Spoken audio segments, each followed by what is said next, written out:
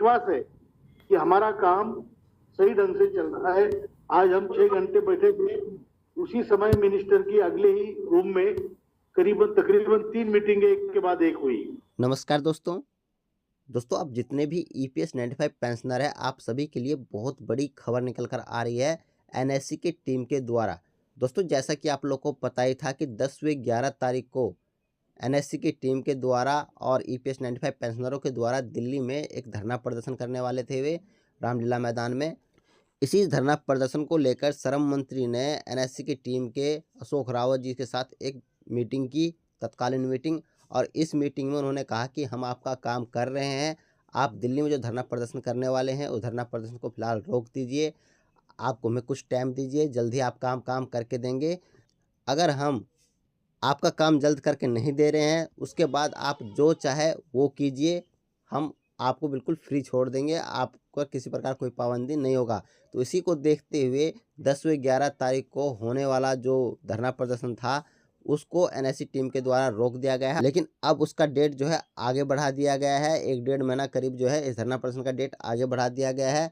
और लगभग जो इन्होंने अशोक रावत जी ने जो कहा है वो कहा है कि 15 जनवरी के बाद हम जो है, अगर गवर्नमेंट मांग पूरी नहीं करती है हमारा, तो उसके बाद हम धरना प्रदर्शन करेंगे।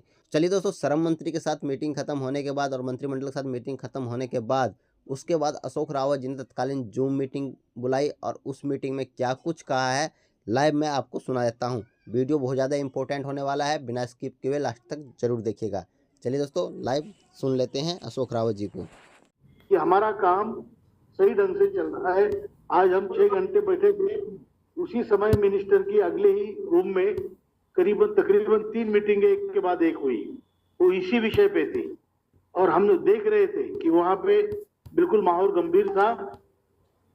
हम जब राज्य मंत्री शोभा करंदलाजे मैडम से मिले तो उन्होंने भी यही कहा कि आपके काम में हम सभी व्यस्त है, ये वॉर फुटिंग पे चल रहा है। अभी मिनिस्टर का ये कहना था, आदरणीय मंत्री जी का, कि आप आंदोलन मत करो।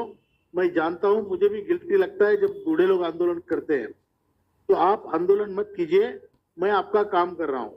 आपको काम चाहिए या आंदोलन चाहिए? तो अभी उन्होंने इतना कहने के बाद हमने उनकी बात मानने का एक मैं आपके सामने प्रस्ताव रखता हूं। मिनिस्टर ने इतना बोलने के बाद लोगों को डांटा भी कि ये लोग इतने देर से बैठे हैं, इनको चाय वाय पिलाया क्यों नहीं, इनके मेरे बारे में मुझे किसी ने बताया क्यों नहीं, वगैरह वगैरह। उन्होंने हमारी ये भी पूछी, तबीयत पूछी और ये बोला कि अभी मैं जा रहा हूँ पार्लियामेंट कैबिनेट मीटिंग में, आप अभी PS को मैंने पूरा समझा दिया है, मेरे पर्सनल सेक्रेटरी से जो IAS अधिकारी है कीर्ति जी, उनसे पूरी बात कीजिए। उनसे हमारी तकरीबन 45 मिनट बात हुई और बहुत बारीकी से हुई, हर मुद्दे पे चर्चा हुई। वही है जो मिनिस्टर का काम भी चलाते हैं। उसके बाद जो संकेत है EPFO ऑफिस से, लेबर मिनिस्ट्री से, वो बहुत पॉजिटिव है। और पहले भी आप जानते हैं केंद्रीय जो वित्त मंत्री है निर्मला सीतारमण जी, वो भी पॉजिटिव है। आपका काम हो रहा है। अभी मिनिस्टर ने तकरीबन 1 महीने का समय मांगा है। उन्होंने 1 महीना बोला नहीं, लेकिन मुझे कुछ समय दीजिए, मैं आपका काम कर रहा हूँ। क्योंकि जब आप आंदोलन करते हैं तो मेरे डिपार्टमेंट की भी बदनामी होती है, इसलिए मैं आपको प्रार्थना करता हूँ कि आपका आंदोलन थोड़ा पोस्टपोन कीजिए। अगर मुझे मेरे समय के हिसाब से मैं नहीं कर पाया तो फिर आप मुक्त है।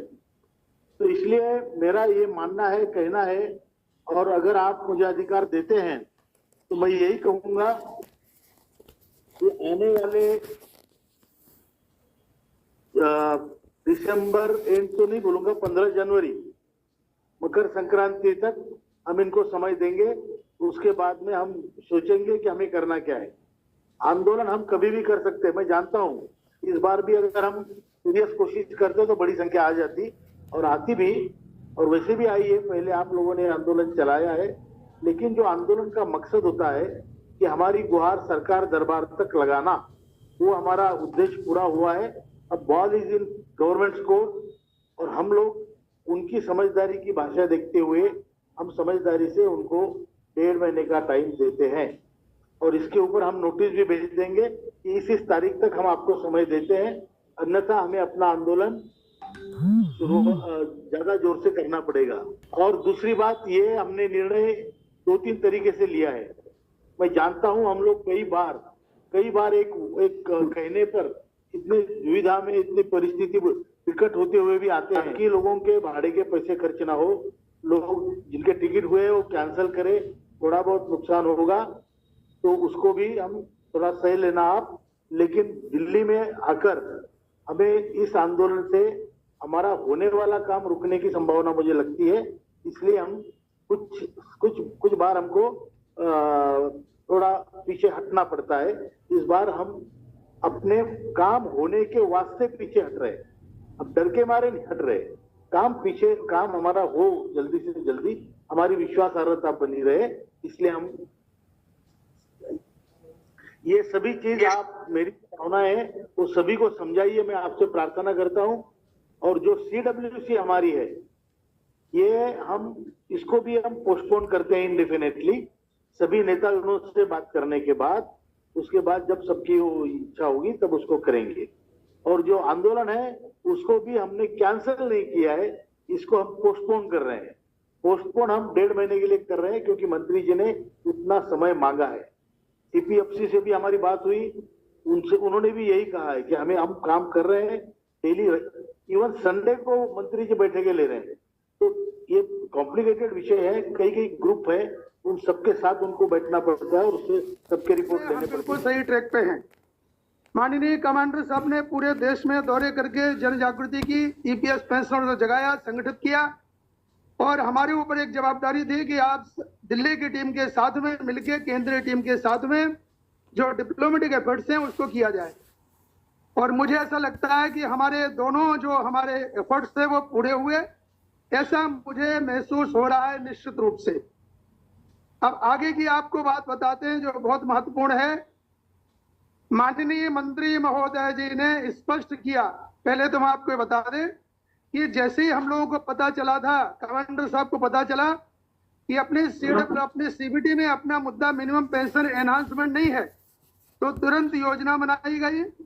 29 तारीख को नोटिस भेजी गई, और जैसे ही 29 तारीख को नोटिस भेजी गई तो 29 तारीख को ही माननीय श्रम मंत्री जी ने हम लोगों को तुरंत बुला लिया। बाकी अभी तक के जो मिनिस्टर्स रहे हैं उसमें और माननीय जो अभी मंत्री जी हैं, इसमें फर्क ये है कि पहले के जितने मंत्री थे वो हमसे पहले आंदोलन करवा लेते थे और बाद में हमें बुलाते थे, लेकिन ये जो मंत्री जी हैं इनकी विशेषता ये है कि ये आंदोलन की नोटिस के पहले हमें बुला लेते हैं। हमने पहले भी देखा, जुलाई महीने में 31 जुलाई को हमारा आंदोलन था और माननीय श्रम मंत्री जी ने कमांडर साहब को 30 जुलाई को मीटिंग के लिए बुला लिया था। इसी प्रकार से माननीय मंत्री महोदय जी ने मीटिंग के लिए बुलाया। जब हम लोग गए तो हमने अपना जो भी कहना था आंदोलन की नोटिस से लेके मिनिमम पेंशन, हायर पेंशन, सभी मुद्दों को प्रस्तुतिकरण किया। माननीय डांगे साहब ने जो हमारे रिपोर्ट्स दिए थे उसका भी सादरीकरण किया उनके सामने। अंत में उन्होंने ये कहा कि आप लोग आंदोलन क्यों कर रहे हैं, तो हम लोगों ने बताया कि सर हमारा काम हो जाए हम आंदोलन बंद कर देंगे। तो उन्होंने कहा कि मिनिमम पेंशन एनहांसमेंट का जो मुद्दा है वो अंतिम चरण में है और इसको जल्दी पूरा किया जाएगा, लेकिन हमें बजट का सपोर्ट चाहिए और आप इस बारे में कुछ सुझाव देना चाहते हो तो अगले हफ्ते में आप लेके आइए, हम उसके ऊपर विचार करेंगे।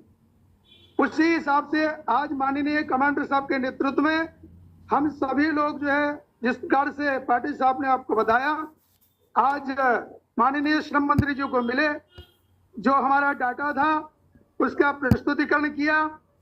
मिनिमम पेंशन के बारे में, हायर पेंशन के बारे में जो कहना था वो कहा उनसे कि सर इसके लिए आप बजट से अलग से बजट मांगिए वित्त मंत्रालय से और सबको पेंशन दे दी जाए। इसके बाद में इसकी जो सीलिंग है वो सबको खुली कर दी जाए, उसमें कोई सीलिंग लिमिट न रखी जाए। ये सब बातें हुई। माननीय श्रम मंत्री जी ने अंत में हम लोगों से कहा, माननीय कमांडर साहब से कहा कि आप आंदोलन इसलिए कर रहे हैं, इसलिए करते हैं, आपने जो अभी फास्ट अंटिल डेथ का जो नोटिस दिया इसलिए दिया है कि हमारी आपकी बात सरकार तक पहुंचे। तो ये आपकी बात हम तक पहुंच चुकी है और ये दोनों मुद्दों पे जो काम चल रहा है उसके पहले हमें सरकार पर दबाव बनाना जो है हम अपना जारी रखेंगे। माननीय देवेंद्र फडणवीस जी ने जिस प्रकार से हमें आश्वासन दिया था उसको हम उनके द्वारा पूरा करवाने की कोशिश करेंगे। केंद्रीय टीम, अमरावती की टीम, नागपुर की टीम उसमें जुटी रहेगी। और आप सब लोगों से निवेदन है कि भले ही अगर हमें, अभी आप लोग क्या निर्णय लेते हैं मुझे पता नहीं है, कमांडर साहब क्या कहते हैं इस बारे में, लेकिन मैं आपको स्पष्ट कर दूं कि हमें अपनी बात को, अपनी आवाज को, अपने जो हमारे एमपी हैं और जो हमारे मंत्री हैं उनके माध्यम से माननीय प्रधानमंत्री तक पहुंचाने का क्रम हमारा जारी रहेगा। हमारी मीटिंग जारी रहेगी, संगठन को मजबूत करने का क्रम जारी रहेगा। आवश्यकता पड़ी एक आध महीने और हम इंतजार करेंगे क्या कुछ होता है, नहीं तो फिर नई नोटिस देके जो हमने स्थगित कर रहे हैं इसी नोटिस को आगे ये भी कहा जाएगा